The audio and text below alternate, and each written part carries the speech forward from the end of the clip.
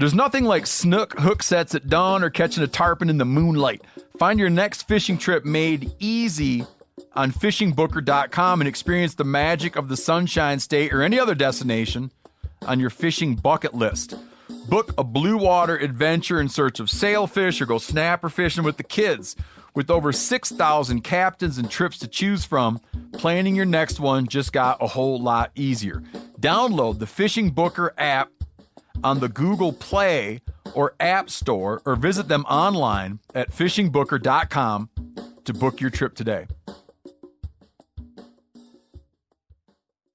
I'm sure a lot of you guys remember the old ceremonial hunting tradition of eating the heart out of the first animal you kill. Meat from those organs are among the most nutrient-rich foods on the planet. You can get those same benefits your ancestors craved via convenient daily capsules from Heart and Soil. Find out more at heartandsoil.co. And remember, use code MeatEater for 10% off your purchase. Welcome to the Wired to Hunt podcast, your home for deer hunting news, stories, and strategies. And now, your host, Mark Kenyon. Welcome to the Wired to Hunt podcast. I'm your host, Mark Kenyon, and this is episode number 401. And today in the show, I'm joined by a new hunter you've heard on this podcast several times now, Dan Jajo, who just recently took the huge step of killing his first deer ever. All right, welcome to the Wired to Hunt podcast. We have got a really cool episode for you today. It's a story that I'm so glad that we can share.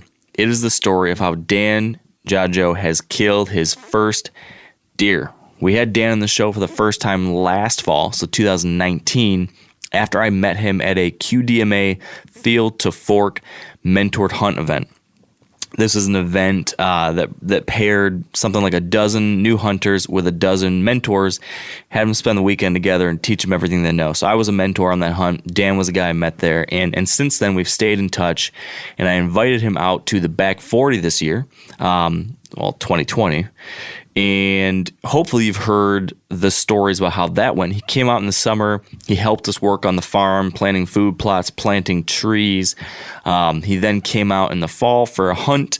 That hunt was featured on the Back 40 TV show, which you can see on the Meat Eater YouTube channel. So if you were to watch episode 2 of that show, you would see Dan out there in the summer working with us. If you watched episode 6 of the show, you'd get to see his hunt.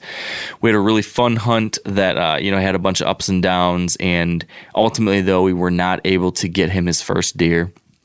So that was disappointing, but that's hunting. And over the subsequent weeks, though, Dan kept after it, and just recently, on his own, the guy's a tremendous example of persistence. He kept after it. He rode out a couple more storms and was able to get the job done.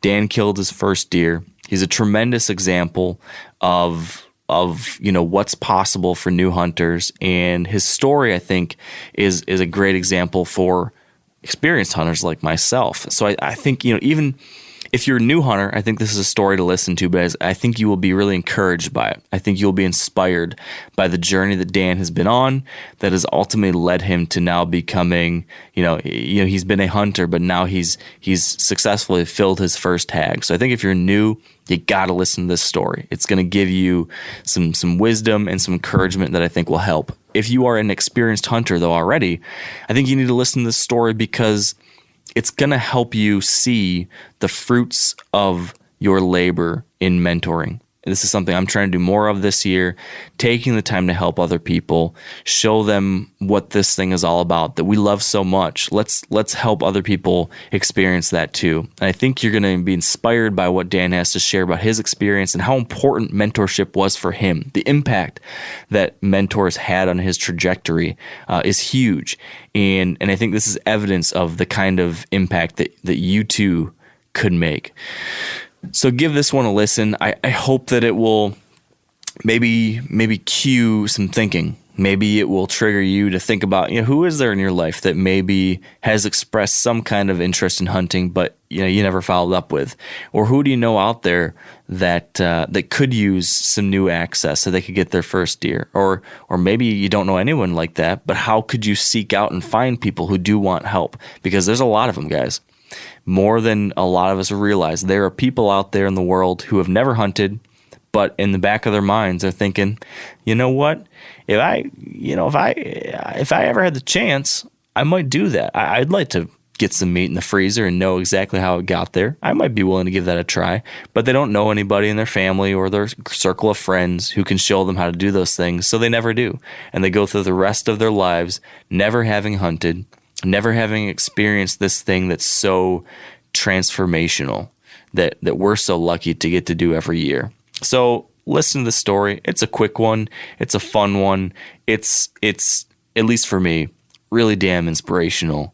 So let's get to the story of how Dan killed his first deer, and let's just enjoy this. It's a great way to start the new year, and as a really important bedrock for me, at least, when it comes to what I want to achieve this year, which is making these stories happen more often. So without further ado, here's Dan Jajo and the story of his first deer. All right. With me on the show today, on the other line, is the wise and powerful Dan Jajo. Dan, welcome back to the show. Hey, Mark. I wouldn't say wise and powerful, but thank you. Thanks for having me back on. Well, hey, man, you got a lot to be excited about lately. You got engaged. Congratulations on that. Thank you. You killed your first deer. Congratulations on that. Thank you, man. And most importantly, you finished up your year of pies, right? Did you finish up the year of pies? Yeah, we finished up the year of pies, man. You got completed all 12.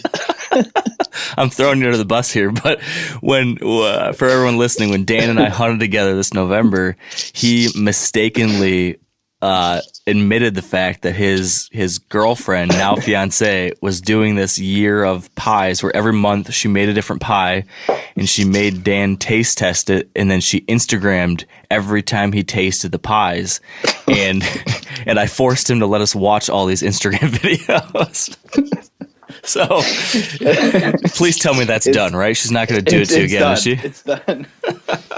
She was conspiring for another New Year's resolution of another year of something, but I had to put the brakes on it. I couldn't handle it. That's good, man. It was good content, though. It's great content. It was. She did a nice job.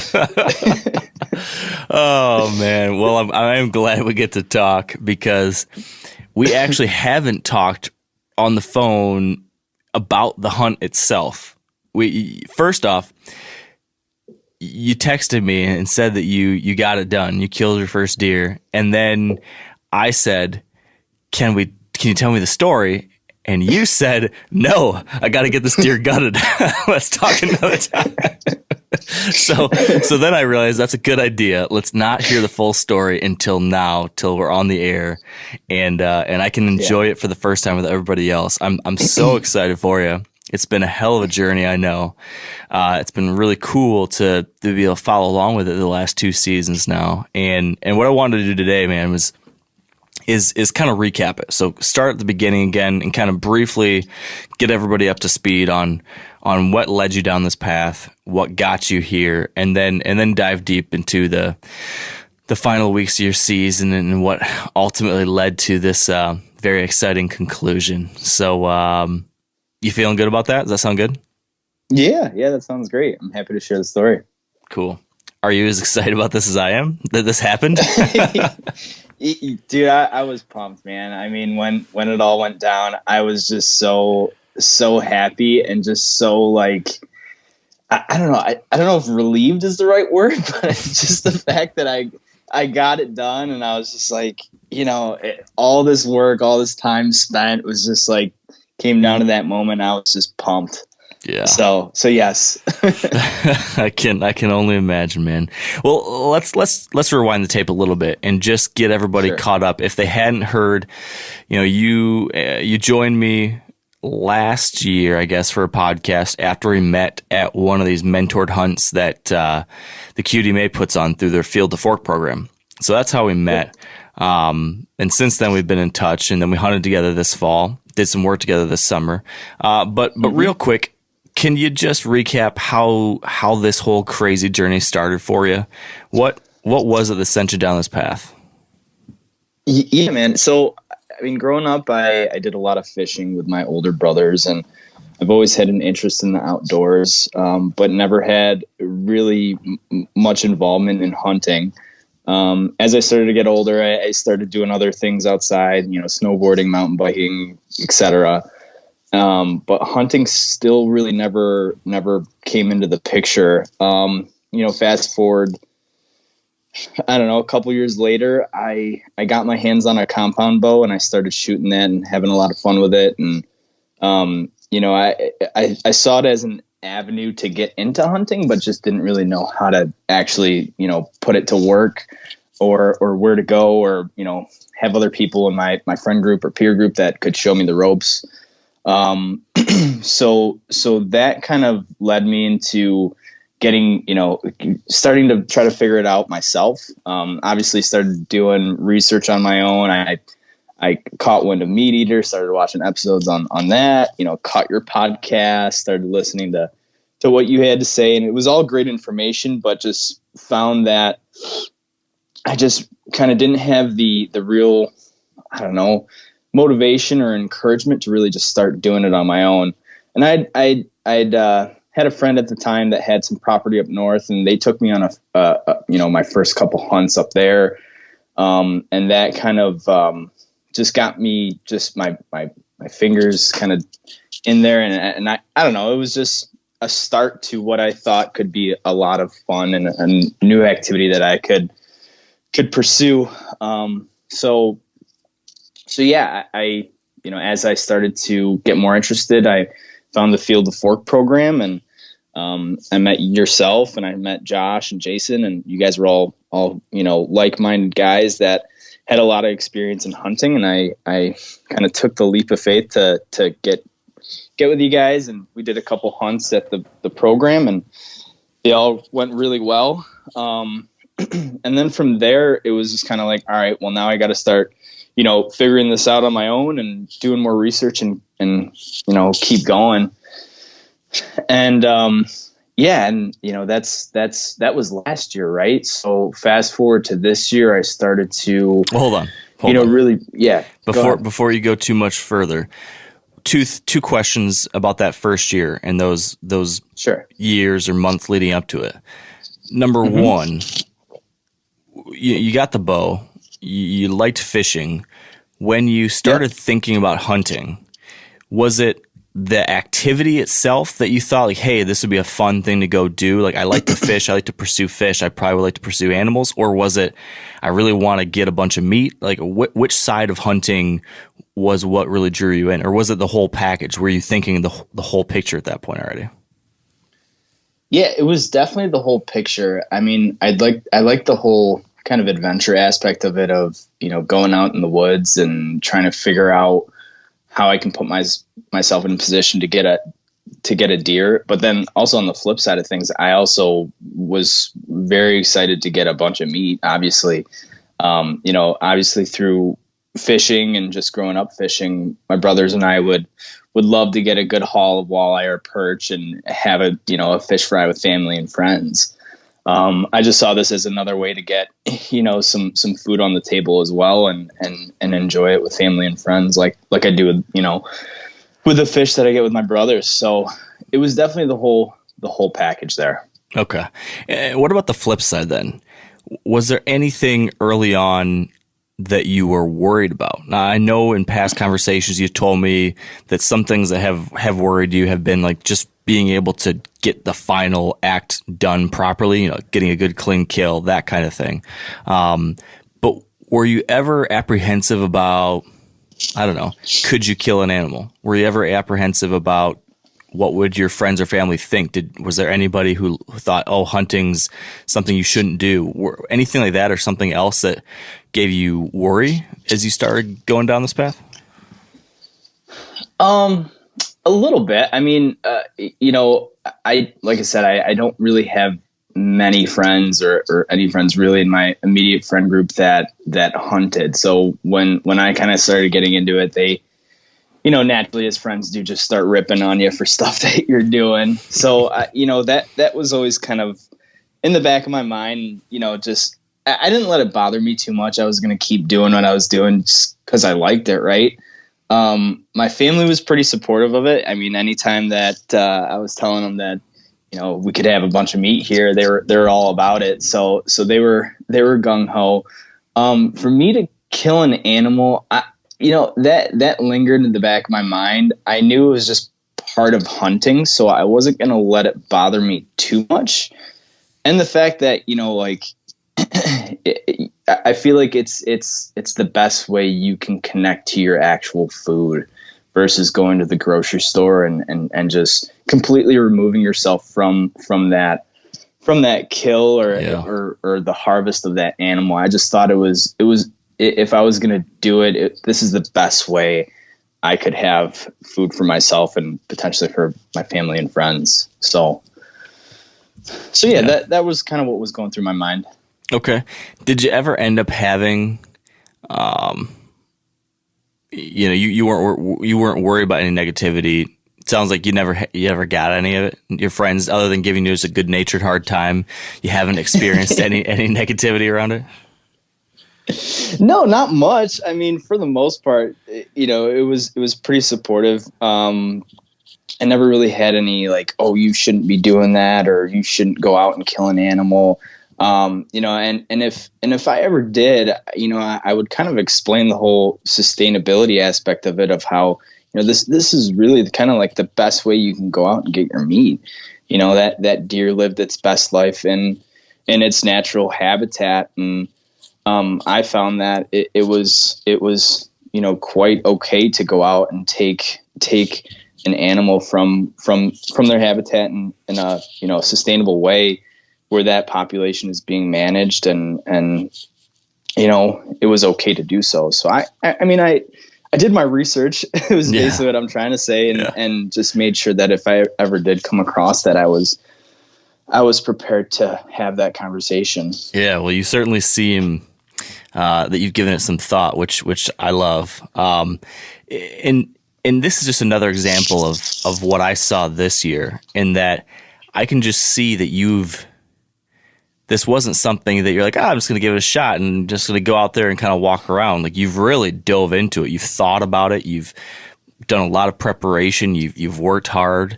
And in that first year, at least last year, where you started taking those next steps and you reached out and you met up with us, what was it last year that, or maybe there wasn't, maybe I'm just making assumptions here, but was there something last year that was that like tipping point for you, where this went from this thing like you're kind of curious about to like, all right, I'm going into this and I'm really diving into it, because it seems like you're in a totally different place than you were a year ago.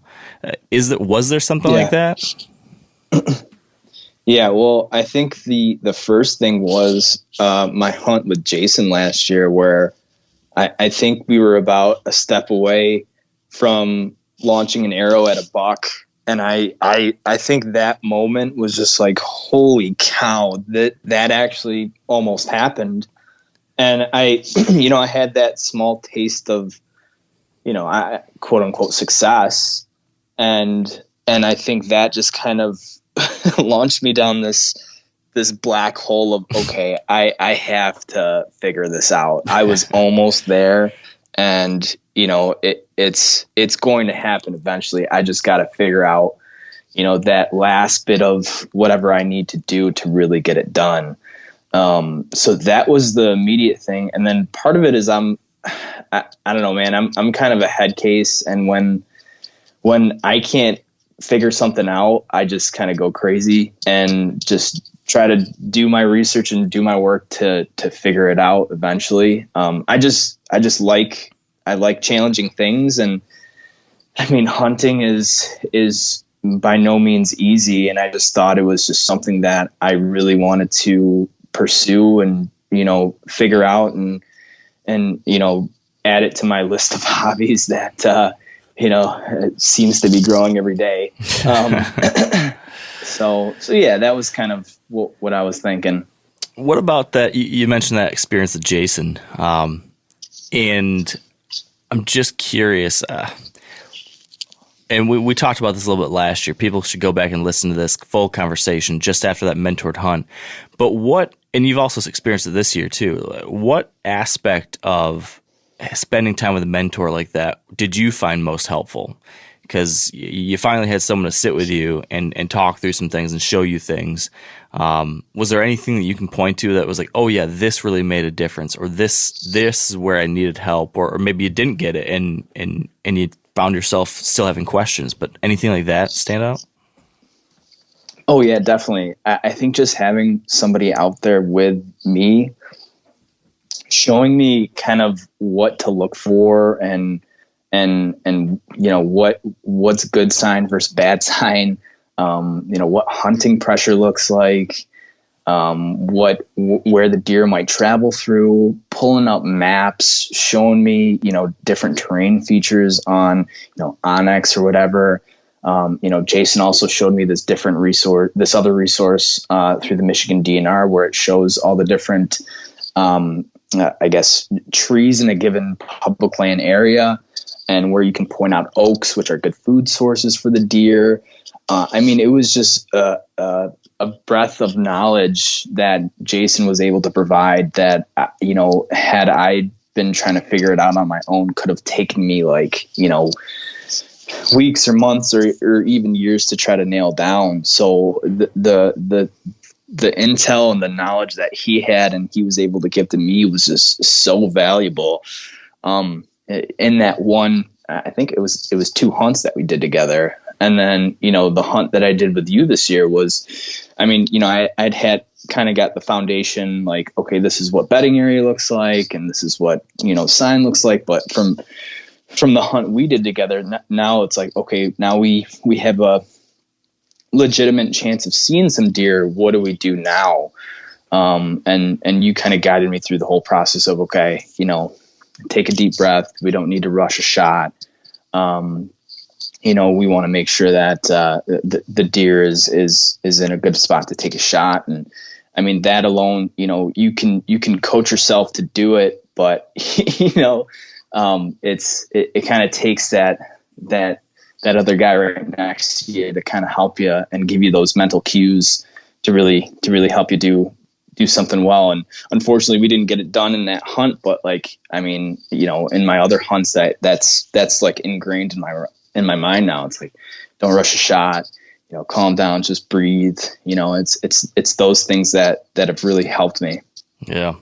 So between season 1 or last year and this year, heading into this season, well, I guess it'd be last season now for us technically, but what kind of things were you wanting to work on, or did you come into the year with, I'm doing this different and I'm going to do this better, or was there anything that you brought into 2020 as a to-do or a goal or something you were going to focus on?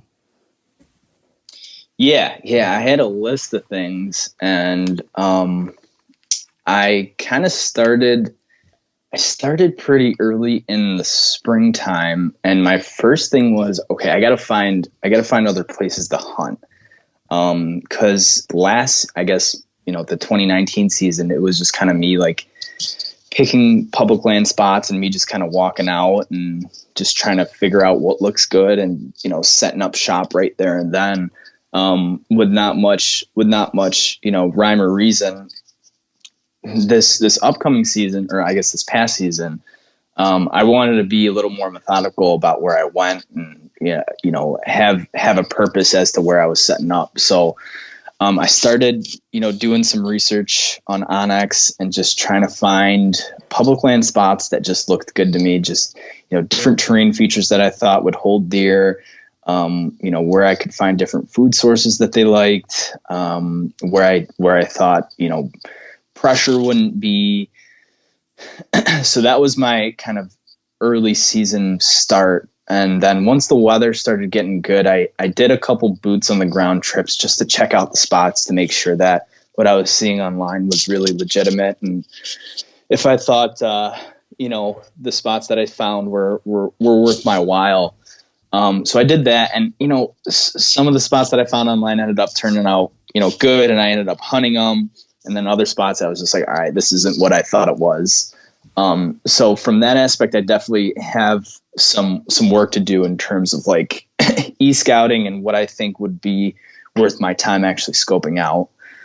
So that was the scouting aspect of it. And then I wanted to get a lot better with my bow. So I shot my bow probably, I don't know, I think I got a little late start. So I started in this, midsummer, leading up to the fall. And I tried to shoot, 3 to 4 times a week. It wouldn't happen every week, but I'd try to get it in, even if it was only like, 5 or 6 arrows, but I tried to shoot my bow regularly,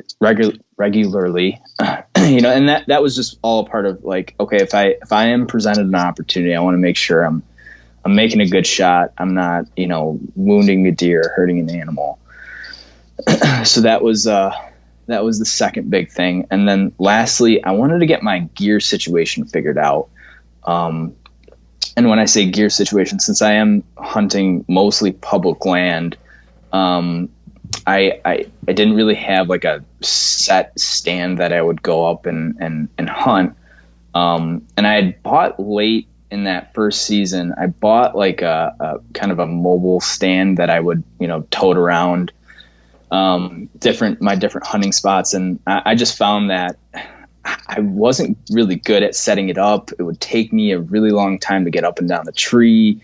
I was really uncomfortable with it. I was really clumsy with it. So I wanted to figure something else out. So I ended up looking up different saddles that I could maybe try out. And I finally settled on getting a saddle and practiced a few times in the summer, just getting up and down trees. But I really didn't get super good at it until I was doing it in the season and, really figuring out my process to get up and down a tree and my process to set up. By no means am I super smooth. And I still drop stuff and, happens to us all.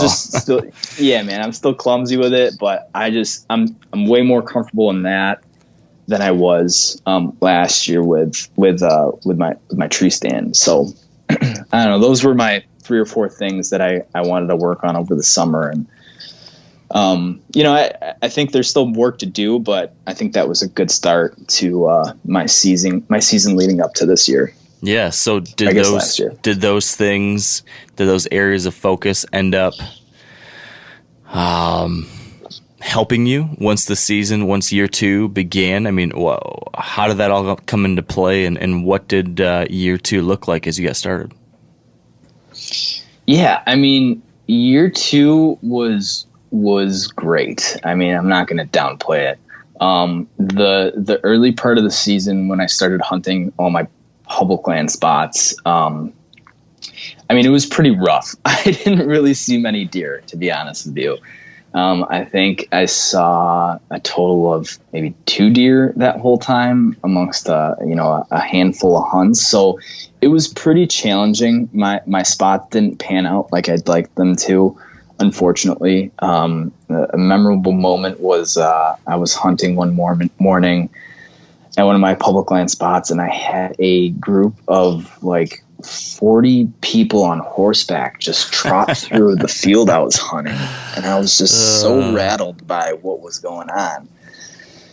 So that was interesting, yeah, like I said, the public land spots didn't pan out like I'd like them to. Just dealing with hunting pressure and just really, deer that are really on edge. I didn't really think it was a success, but I did learn a lot. I got to take that away. I got to do things differently for next year if I'm going to keep hunting public land, which I probably will. Yeah. So then that took you to the back 40 hunt, right? Yeah. And so the back 40 hunt, we talked about it, a month and a half ago or 2 months ago, whenever we did that last podcast. we had 3 days out there. We saw, a handful of deer every hunt usually. And I remember in my head, I was thinking, man, this sucks. We're not seeing more deer. Dan's probably really bummed. And then I remember at one point, you're like shaking with excitement, and we saw a couple does, and you're like, this is more deer than I've seen all year. And it was such a great reminder for me that I can sometimes get jaded because I've been able to do this for so long, and I have been super blessed to be in some really great situations. I've got to see the tippy top of the mountain in a lot of cases, and it's easy to forget. And shame on me for not remembering to take joy in seeing a couple deer. That's a lot of fun. That's a great thing. And for a new hunter especially, that's not an easy thing. So that was a huge takeaway for me from our shared hunt together. That not only is that something to be enjoyed, but that's also something that so many people don't necessarily get to do every day. And that's another reason why I want to try to do more of what we did, which is bring new folks out there to places where they can see those deer. Because tell me if I'm wrong, but getting to go out and spend a couple days in the back 40 as a new hunter who hadn't been able to see a lot of deer, who hadn't been able to be in many positions like that, was that a pretty special thing? And was that a great opportunity just to be able to live through those moments? And, you kind of alluded to it, like learn what to do when you're seeing deer, learn how to spot deer, learn how to get ready for a shot. Those are things that you hadn't really been able to do much before. Mm-hmm. And then over the course of 3 days, we had a bunch of it. Am I right on that? Yeah, absolutely, man. I mean, just the property alone is such a cool thing to see for somebody that just doesn't have much experience with deer or just property management in general. Everything is done, all your food plots, all your different, cover screens that you guys planted, everything is done with reason. And I just thought that was so cool to see something like that, be worked on over the summer and then come to fruition in the fall, and then have somebody out, hunting it and, have those things all come together. Just from that aspect, just to see a piece of property like that was really fascinating to me. And then, like I said, having all those things come together and work, and, you guys are seeing deer now, and we're getting actual, opportunities at deer. I think that's just such a neat thing to see as a new hunter, just to see what's possible out there, right? Like, you can go out and hunt public land, but this is a whole nother realm of what you can do with a piece of property. That's I don't know. I just thought that was pretty cool. Yeah. So we had our hunt. We saw some deer. We got a shot at one. You got a shot at one. We were counted that whole thing last time, so folks know.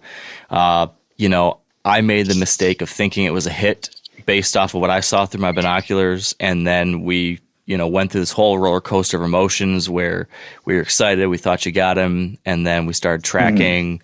Couldn't find any blood, couldn't find anything, got a tracking dog, spent all night trying to figure something out. And long story short, we believe it was a clean miss now. And that whole thing happened. That was a tough deal. But the next day you kind of dusted yourself off, grabbed the gun again. We shot, got you, just making sure everything felt good with the gun again. Went out for one more hunt. Ended up almost getting a shot at a doe, but she had another deer right behind her, and it didn't end up panning out. But I didn't get to hear from you after that hunt on the podcast, because we recorded that podcast the morning, or no, the day. No, I don't know when it was. It would have been the afternoon before that last hunt, I guess.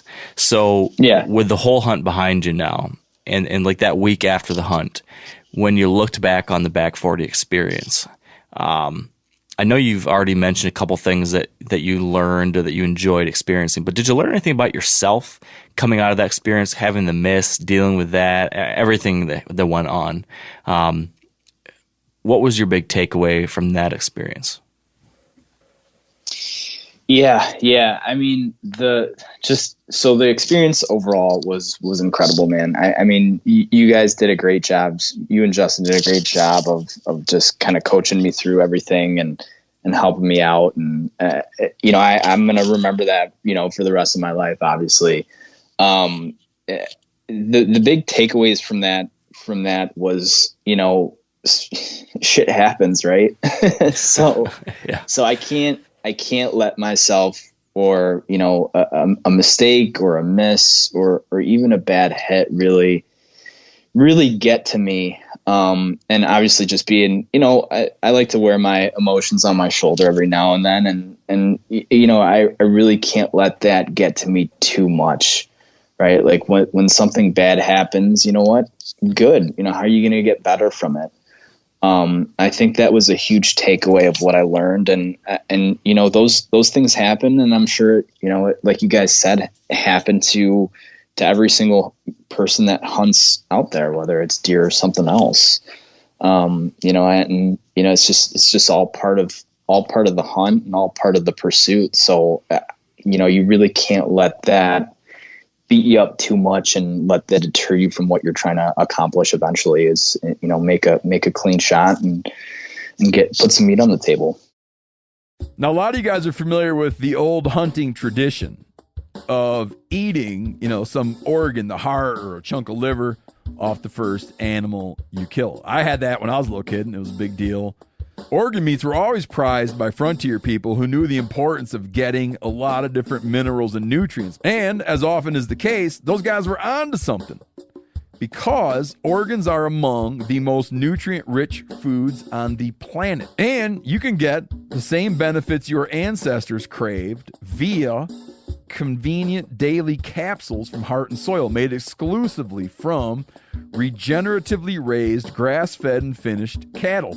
Heart and Soil's unique freeze-drying process means all those important nutrients are trapped in, ensuring you experience every one of the benefits of nature's superfood in a clean, convenient, taste-free capsule.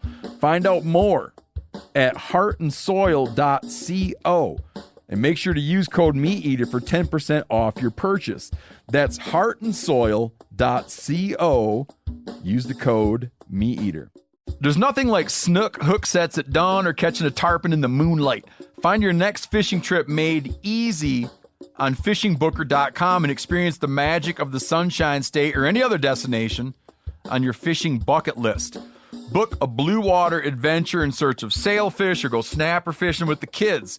With over 6,000 captains and trips to choose from, planning your next one just got a whole lot easier. Download the Fishing Booker app on the Google Play or App Store, or visit them online at fishingbooker.com to book your trip today.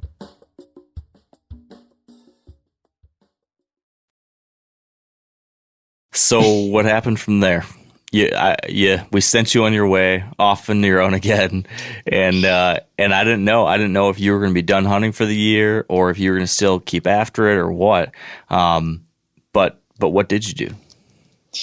No, man. I mean, I think after that hunt, after that last hunt, and how close we were to getting one of those does, that kind of like lit a fire inside of me on. Into, okay, I gotta keep going. I gotta get this done this season. I feel like this is going to happen. So I think in one of our hunts, we were talking, just different strategy, and I was asking you questions. You were giving me some good feedback, and you had mentioned, because I was hunting a lot of public land, and you had mentioned, you should think about tapping your network and just seeing if you possibly can get access to whatever private land properties. If you know a family friend, if somebody that might have some property you can hunt. And I took that as kind of like my takeaway, and just started asking around. Well, I didn't really ask too many people. I asked my immediate family. It's a good start. Yeah. And my dad had actually mentioned this, earlier in the season to me, but I brushed it off. He has a friend that owns this small, like 10-acre property, just north of where I'm living now. It's probably like a 50-minute drive from where I live. They had bought the property like, a year ago. None of them hunt. And he said, hey, like, if you want, I can give you their number, and you can reach out and see if you can if you can hunt that property. And I had dismissed it, and honestly, I had kind of forgot about it, just thinking, oh, it's 10 acres, like whatever, like I'm not going to see anything on a 10-acre piece of property, or I'd rather go out and hunt public land where it's like I'm working with like hundreds, if not thousands of acres of land. And I just kind of said, whatever, maybe this property has something that I'm not really, seeing here. So I reached out. This was actually the Sunday after our hunt. So I think we wrapped up our hunt on the back 40. I don't know. It was like Tuesday that week. And then the following weekend, I had, reached out and just said, hey, I'm going to, my name's Dan. I'm Frank's son. I'm going to swing by and maybe I can, hunt your property. Went there, kind of explained to them like the whole hunting thing and why I'm out here and what I'm trying to do, because they really just didn't have much of an idea. And the owner and my dad's friend and her son walked me around like the whole property and showed me the property line. And I said, oh, great. This is awesome. Like, thank you so much. And I just figured I'd hunt that day. So I had all my gear in the truck, got it out, suited up. And then just by the looks of what, where they took me around and what kind of onX was showing, there was one real spot that I was just super interested in hunting on that 10-acre piece of property. Obviously my first idea was I want to get away, as far away from the house as I can. And then I ended up finding this little corner of the property where some terrain features kind of all met on this little, low section. There was a few trails that intersected, and there was this really big oak tree that I thought was, a good food source for the deer, or at least where I felt like the deer were coming back and forth from. And then, I went out there, I got in my saddle, and as I'm up in the tree, I'm just kind of scoping out the surrounding areas. And I think within an hour of my sit, I see, 3 deer pass to my right. And I'm like, okay, well, that's a great start, not thinking I was going to see anything right off the bat. I'm seeing 3 deer kind of trot right next to me. From there, saw some turkey. It was really fun hunt. And then I think probably were you thinking to yourself, dang, why didn't I do this 2 months ago? Yeah, man. Yeah, definitely. I was definitely thinking that. Just because it was a cool area, it was easy to get to, and I saw 3 deer right off the bat. That was more than I'd seen all season just hunting the public land. So I don't know, it got to about 5:00 and I see this doe by herself just kind of coming my way. And she's coming my way, and she's by herself, and she's looking behind her, and I'm like, oh my God, like this is going to happen. And she's kind of quartering right towards my shooting lane. And I'm getting ready. She's probably like, 5 yards from where I need her to be. And then as she takes a couple more steps, right behind her is a buck. And I'm like, oh my God, there's a buck right there. He's doing this thing with the doe. This is like obviously some good rut activity happening right in front of me. And right away I'm just kind of like, okay, what do I do in this situation? I'm thinking in my mind, like, I just want to shoot a deer. I know this buck is right there, but like, I would be happy to take this doe. So, they keep working my way, and finally the doe gets in my shooting lane, and I'm like, okay, I'm gonna, pull back and take a shot. So, that day I was getting some snow coming down, and my bow was all wet. So as I started to draw back, there's this little rubber piece on my rest, and it made this loud squeak. And Oh no. it was like, so as I did that, made that squeak, dude, it was like I lit a firecracker and let it off right in front of the deer. She spooked so hard, and I was just like, no freaking way. Like, no way did that just happen. So she spooked, and I thought she was going to dart, but she didn't. She spooked around the oak tree that I was kind of sitting right in front of. And she ended up going to the trails that kind of intersected right behind the oak tree. And the buck just followed her.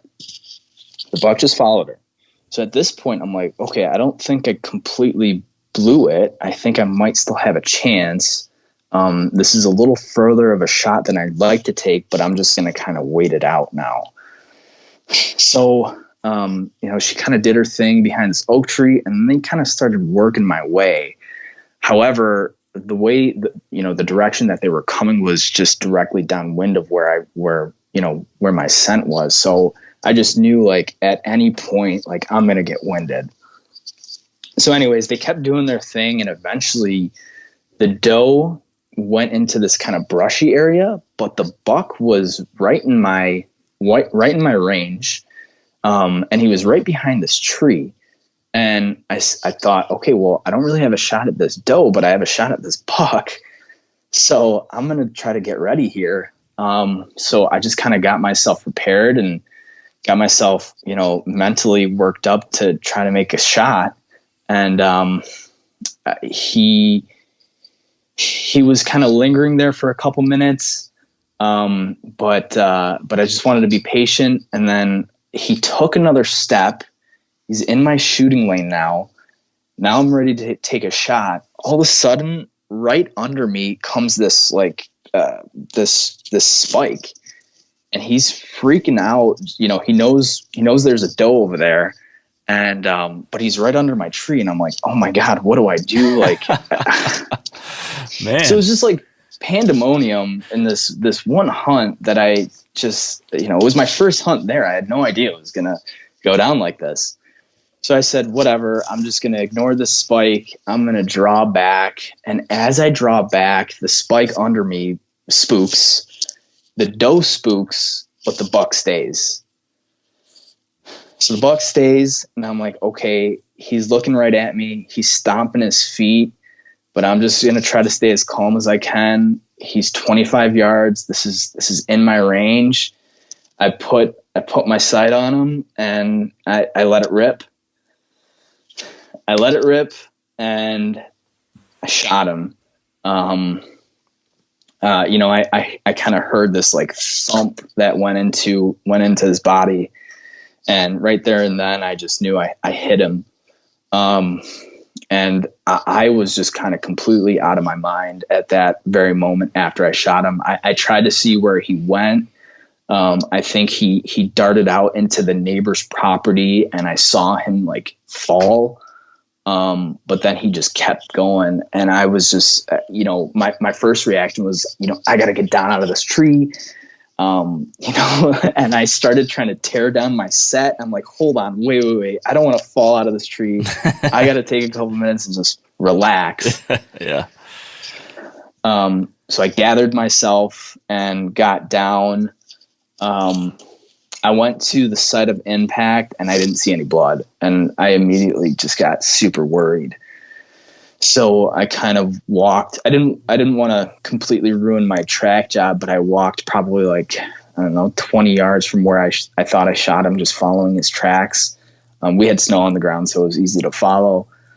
And I found my arrow, and my arrow it looked like it had been broken off. So, there was a little blood on my arrow, and it looked like it got broken off, and there was probably like 5 inches or so gone from my arrow. So I had immediately just kind of like thought, like, what happened? Like, did it pass through? Did it not? My fletchings weren't bloody, so I was like, I don't think it passed through. Maybe it got broken off. Maybe I hit his arm or something. I'm not sure. So I just got really kind of down on myself in that moment. Like, God, I didn't make a clean shot. I didn't do the right thing here.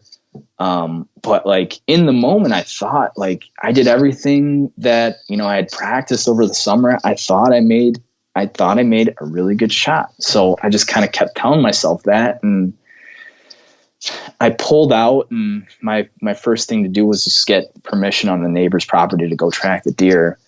So that was my first step. Got permission. That was golden. And then I called my brother. I was like, hey man, like I might need some help. Like, can you come out? Luckily he was only like 20 minutes away. So he came out. And then my third thing was like, okay, I don't know if I made this clean shot. Excuse me. I should probably try to get a hold of a tracker and just see if they could maybe come out and help out with the track job. Just trying to be safe. And, rather than myself and my brother who don't really know much about tracking animals, maybe they could give me some help.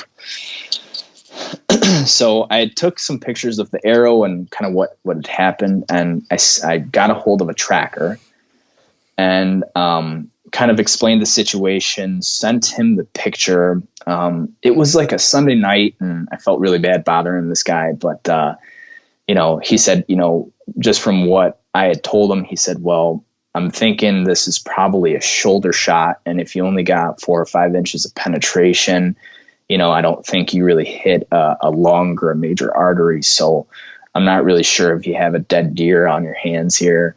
So I'm not really sure if it would really be worth it for me to, come out and do a track job for you. It was snowing and it was kind of like, it was dark at that point and I had felt bad. So I kind of was just like, you know what, no problem, man. He's like, well, you should definitely give it a shot yourself. And, if you think that it's really worth it for me to come out, then, give me a call and I'll see what I can do for you.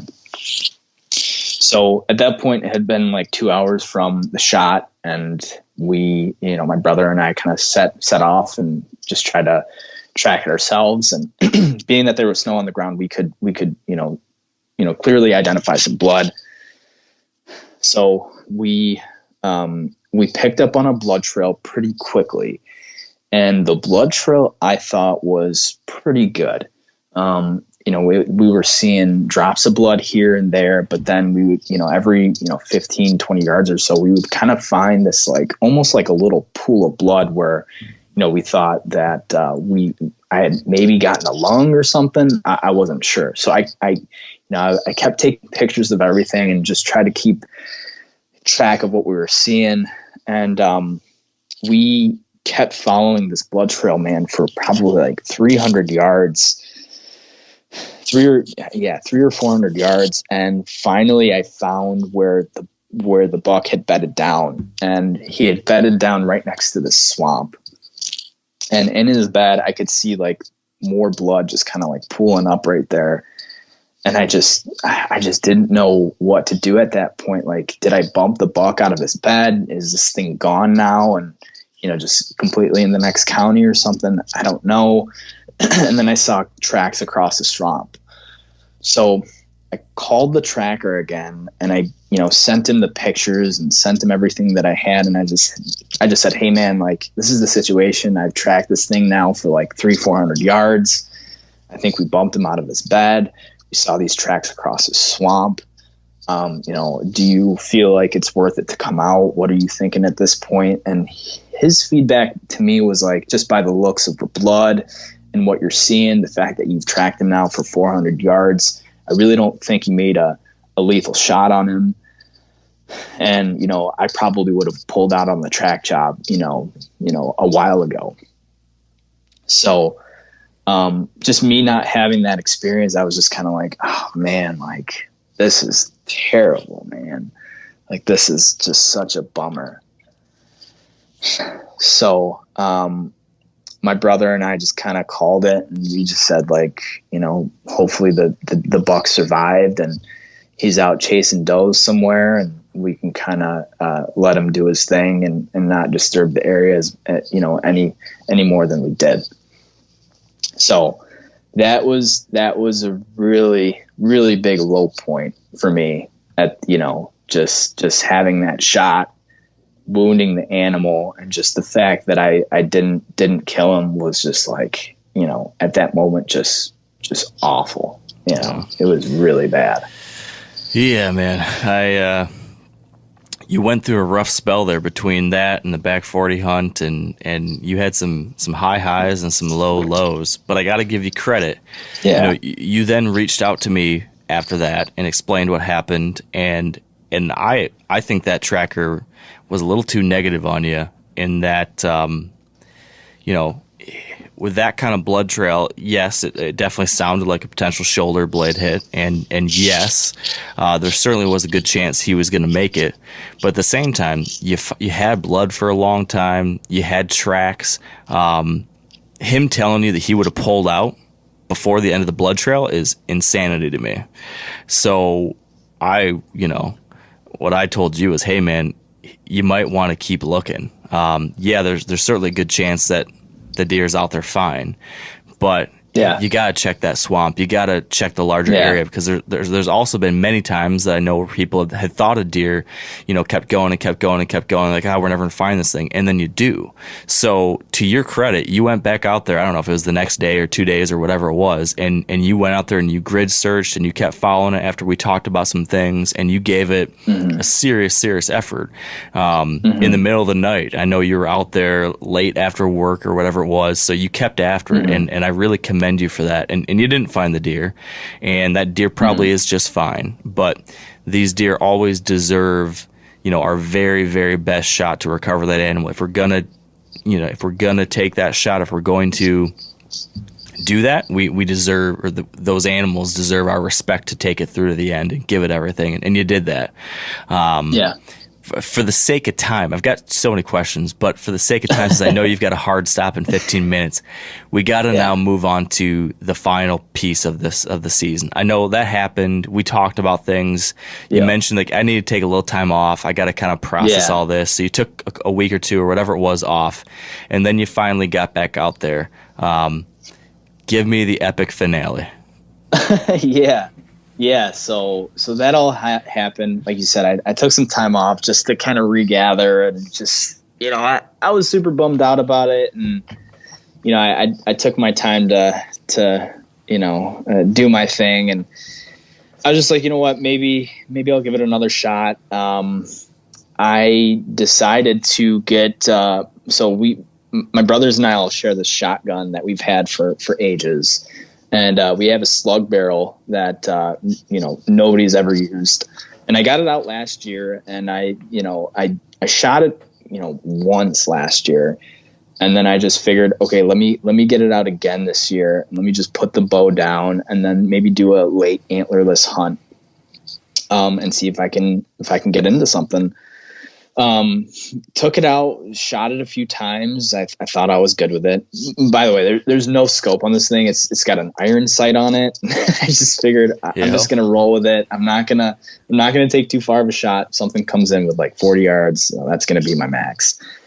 So yeah, man, it was, what was it? It was the day after Christmas. And I was just like, all right, I'm just going to try to get this hunt in real quick. It's Saturday night. Beyonce wants to hang out, but I'm just going to, you know, I'm just going to do this real quick. Just, you know, it's all good. So I had a couple, you know, one more hunt before that where I was in that same tree where I shot that buck. I just got blown up by a few does.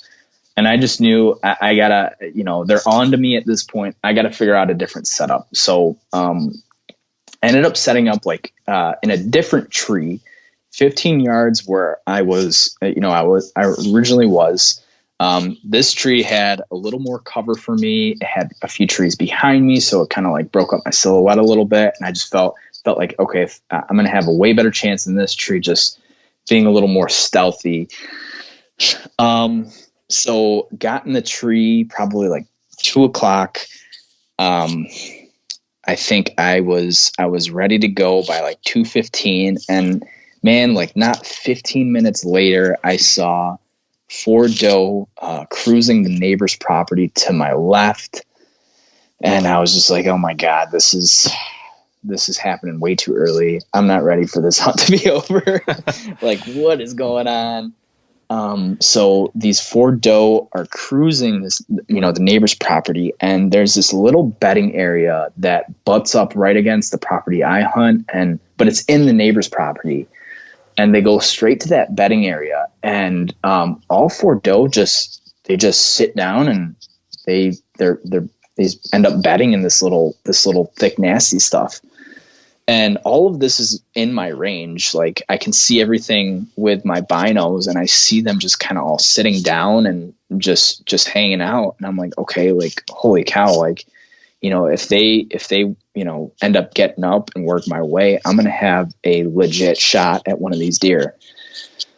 So it's like 2:15, and man, they were bedded down for what I thought was like eternity. I think it finally got to like 4:30, and they started to move around, and 2 doe started working my way. They were still in the neighbor's property, so I didn't want to take a shot just yet. I wanted them to wait over till the property that I was on. They start working my way very slowly, and then finally, like, they're in this shooting lane that I knew I could take a shot through. But there was 2 doe. There was a big doe and there was a little doe. And I obviously, just of the 2, I wanted to take a shot at the big doe. So I got set up. I got my gun ready, and I have my sight on, in the general direction of where the deer are. However, the big doe is blocked off by a patch of these little trees that I didn't want to take a shot through. But the little doe was kind of like in my sight. So I'm just kind of getting ready. She's kind of just doing her thing, not moving. All of a sudden behind me, I hear a blow. And I'm like, what? Like, where did that come from? Like, there must have been deer behind me or deer over to my right that I didn't see that may have like picked me off with, the way that the wind was blowing.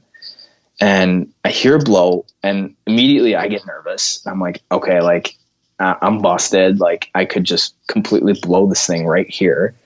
But the deer didn't spook, and I'm just like waiting for the big doe to step out. And then I hear another blow, and that one got the deer's attention. And I'm like, okay, now I have to make a decision. Do I wait for this big doe to step out, or do I just take a shot at the little doe just for the sake of getting a deer and just, getting some meat on the table? And then I heard another blow, and I was like, all right, you know what? I'm not going to take another risk here. Yeah. I'm just going to take this shot at the little doe. And I did. I let it rip. I felt good right off the bat. Took the shot. The deer ran off. She ran off into the neighbor's property. And, I just knew right from the start. I was like, I think that was a really good shot just by the way the deer reacted. It looked like I had gotten a decent hit. And I was just kind of like, just overcome with just like, oh my God, a sense of relief and just like, thank you. Like, I think this is happening. So, I gave it some time. I think I gave it like, half hour or whatever. I just took my time tearing down my saddle, and I went down, and at this point I had already gotten the neighbor's permission to, track a deer if they had gone over to the property. And man, it was snowing that day, and the blood trail was great. And, it was just not 20 yards later, man, I saw it laying down, and I just got so happy, man. I think I went over to it, and quite honestly, I did feel a little remorseful just seeing it there and just seeing it kind of, I just taken a shot at an animal, and it expired right there in front of me. It's just like, I feel like it's kind of a natural thing for you to feel a little remorseful there. Mm-hmm. And I did get a little sad, whatever, but, it was just quickly overcome with happiness and excitement, and I was just pumped, man. I was just pumped. It was a good day. It It was a great time. Wow. I mean, so many questions. And did it? So from there, you enjoyed the moment. You gutted the deer. You brought it home. Yeah, you eventually butchered the deer, I think, right? Yeah.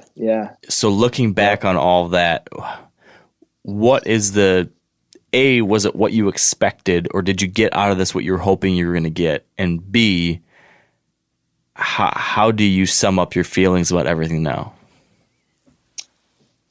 Oh man. Was it what I expected? In the moment, it was not what I expected. I don't know. I feel like it all happened so fast.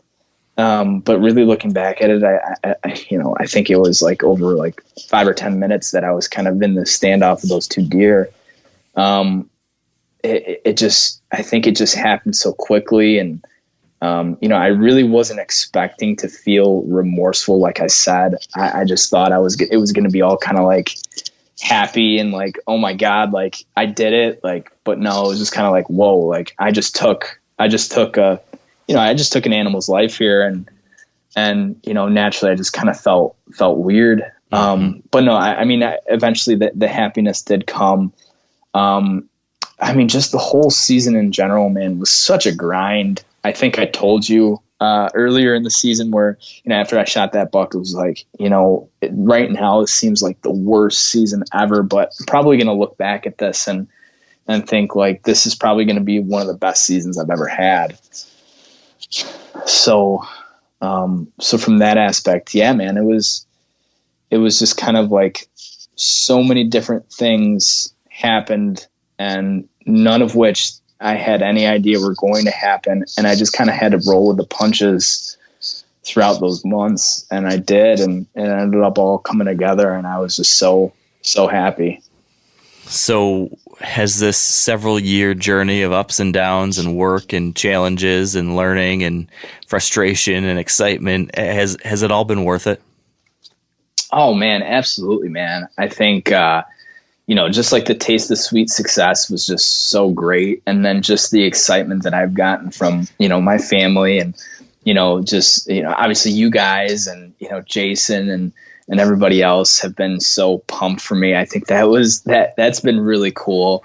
And then, we got the whole family involved in butchering the deer, and that was a lot of fun. Like my brothers and their kids, and my dad came out and he showed us a thing or two, because he used to do his own butchering, back when he was younger. So he showed us a bunch of stuff, and the meat is incredible. I've had a few meals now from the deer, and it's just been awesome.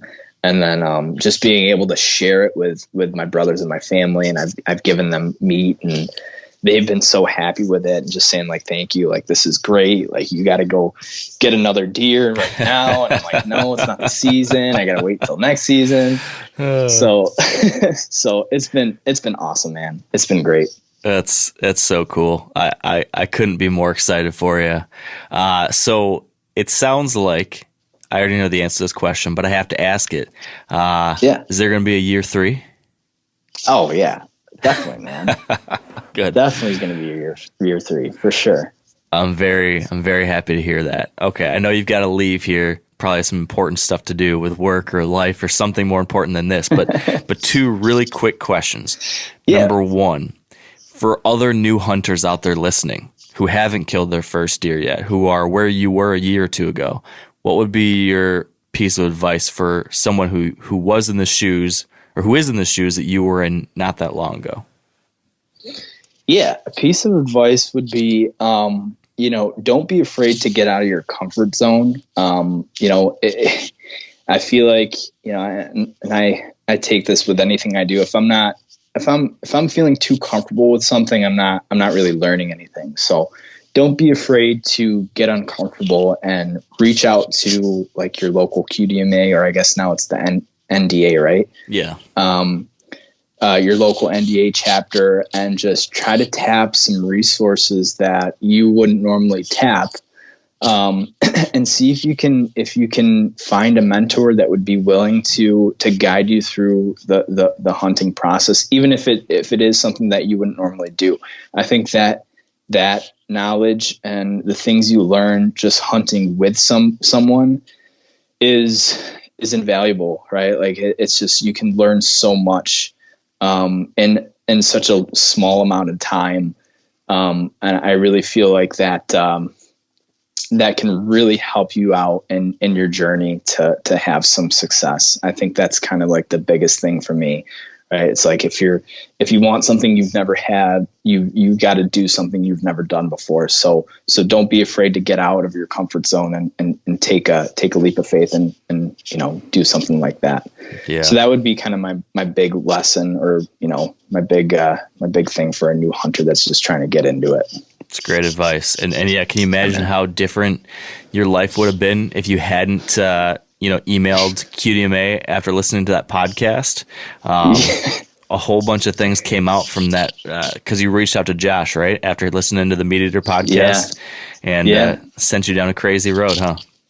Yeah, man. It's been a journey. And, I got to thank you. I got to thank Josh. I got to thank, Jason. You guys are just such, good examples for, I guess, this up and coming generation of hunters, and you guys are doing the right things. You guys are saying the right stuff, and, you guys help more than you really know. So I got to really thank you guys for everything that you guys are doing. Like I said, setting that good example is just so important for the guys and girls that are coming up, and, really protecting the future of our of hunting and our habitats and our deer population and all these other things, man. It's just big thanks to you guys, right? You guys, I feel like, deserve the credit and don't get it enough. So big thanks. Well, thank you for saying that, Dan. And I know we got to let you go. So just congratulations again, my friend. It's been an honor to get to be a part of it and to see it and watch it and see your progress. I'm very excited for you, and great work pushing through all the ups and downs and coming out the other side. You are you've been a hunter all this time, but now you are a hunter with meat in the freezer, and that's an important step. So well done and congrats. Thank you so much, man. I really appreciate it, and thank you for having me on again. It was awesome, man. Thank you so much. All right, and there you go. Congrats again to Dan. What a story. I wish we had a little more time. He had to run off and do some things, but gosh, there's so much that I would love to dive in further to about how he experienced and dealt with all these moments after the hunt, where his head is at now. It's a lot. And maybe I'm just really excited because I've seen what Dan has worked through and the struggles he overcame and the experience he had.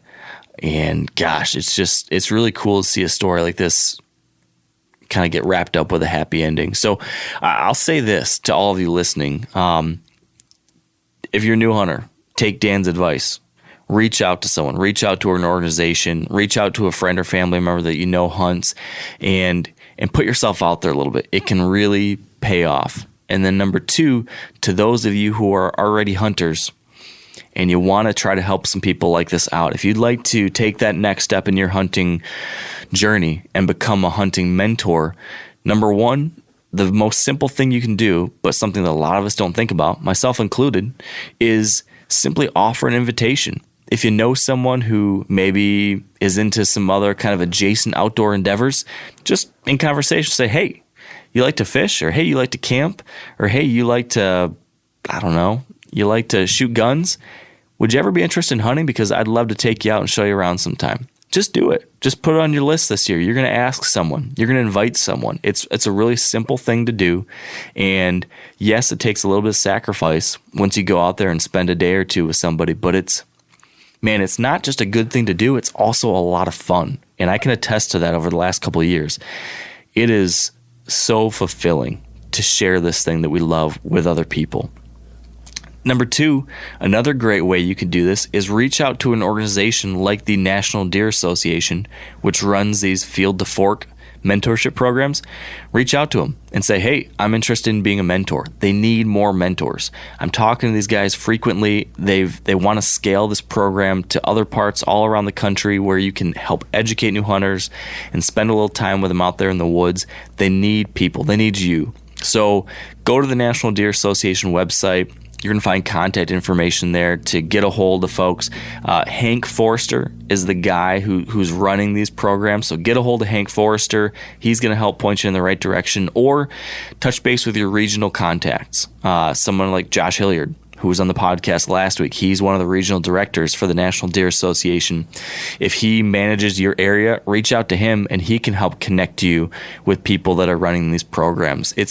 It's a great way to get involved. It's a great way to make a difference. And it's a great way to make sure that this thing we love continues far into the future so that our kids and their kids and future generations can enjoy wild places and wild animals and the privilege to hunt them and to fill our freezers with the best damn meat that money can't buy. So that's all from me. Thanks all for listening. Thanks for your time and your support. It is going to be a good year. This is going to be a great year, guys, and I'm excited to share it with you and to be a part of this community. So, until next time, thank you, and stay wired to hunt.